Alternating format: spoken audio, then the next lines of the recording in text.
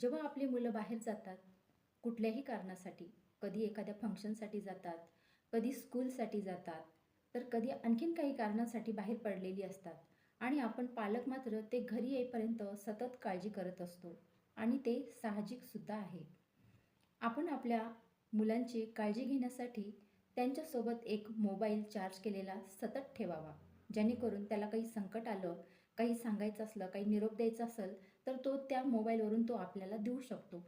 दुसरी गोष्ट म्हणजे आपण घरातून बाहेर पडण्याच्या अगोदर कुणासोबत जात आहे, कुठल्या स्थळी जात आहे, किती वेळ लागणार आहे, याची शहानिशा आपण करून घ्यायला पाहिजे.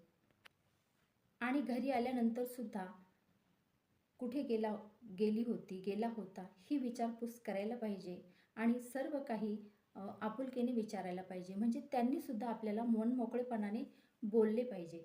जर असा संवाद आपण मुलांशी ठेवला, तर बरीचशी काळजी आपली दूर होऊ शकते. काय वाटतं तुम्हाला?